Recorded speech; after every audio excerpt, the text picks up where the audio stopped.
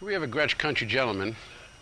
What's different about this than most of the Gretsch Country Gentlemans is it's jet black. And we call it the Ed Sullivan model because we all thought that George was playing a black guitar back then because TV was black and white. In reality, the original guitar was brown. I do have a picture of George with a black one, though. He did at one point get a black one. And somebody must have painted it for him because Gretsch, the factory, didn't. But the Beatles were pretty cool about having their guitars customized. None of their guitars were stock. They had them rebuilt and redone. The next guitar is the Ibanez Reb Beach. It's made from solid koa wood. The neck is made from Wenge. And it comes with the EMG pickups, which were very 80s, but they were very good for that period of time. We still sell a lot of EMGs, but personally on the guitars, I'm a much bigger fan of the Seymour Duncans these days, where I still like the EMGs a lot for the bass. The Seymour Duncans tend to be a little better, in my opinion, for the guitars. Very rare guitar, hard to find. The next one is the Ibanez Paul Stanley Mirror Ball. That guitar is completely covered in mirror, and the neck is bound, fully bound, the headstock is bound. It's got the Paul Stanley signature on the headstock. I've got less than a dozen of these left. When Ibanez discontinued these back in 1995, myself and Paul Stanley bought up all the final ones that were available. I waited until Paul sold his before I put mine on the market because obviously people would have rather bought it from him, even though he did charge quite a bit for them.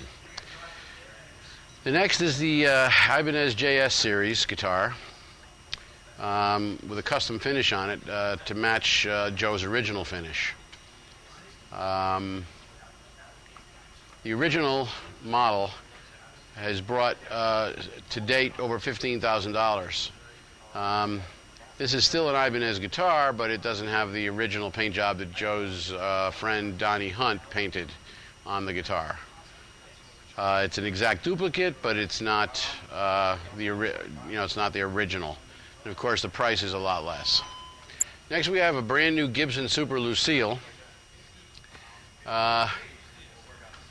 Gibson's quality, as we all know, has been not where we've all liked to see it in the last few years, but this one's a pretty nice guitar. It's black with a gold metal flake. You may or may not be able to see it in the video, I'm not sure.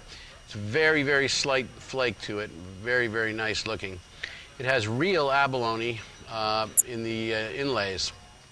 Most of the Gibson guitars you buy today, even some of the $30,000 ones, even some of the $100,000 ones, have plastic inlays in them, which I feel is an insult to the buyer.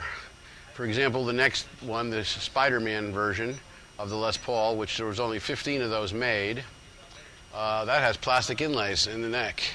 Yet it's destined to become a collector model because of the fact that there was only 15 manufactured. It is licensed by Gibson and licensed by, it's an official Spider-Man collectible.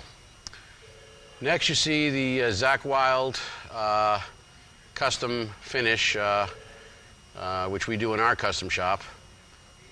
Gibson doesn't do it probably because it's politically incorrect. It comes with EMG pickups, your choice of having the finished or unfinished neck, ebony fretboard, and we have several of these in stock at this time. That one is built up on a studio. It's only $2,500 to purchase that guitar. The Ventures Mosrite. We are proud to be the American distributor for Mosrite. Mosrite USA is located right here in this building, and we carry the import versions and we carry the American made. That is an exact duplicate. Well, I shouldn't say exact. The reason I'm not going to say exact is because it's built to a much higher standard of quality than the original ones were. The playability of this guitar is phenomenal. The vibramute is 100% correct. The pickups are 100% correct. Right down to the frets, the Mosrite signature frets, the logo, everything is 100%. The next guitar is the Robin Savoy. It's one of the few solid body guitars, or solid wood guitars, that are slimline.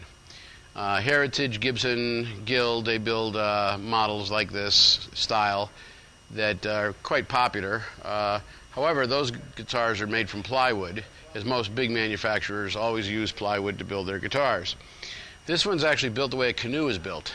The back of the guitar is made from solid mahogany and carved out, and then the top is starts off as a 3/4 inch piece of maple, solid maple, beautiful quilted solid maple. This one has Brazilian rosewood fingerboard with dolphin inlays. The next guitar is the Jerry Jones sitar. I used to own one of the original sitars, choral sitars, back in the 60s, way back when I was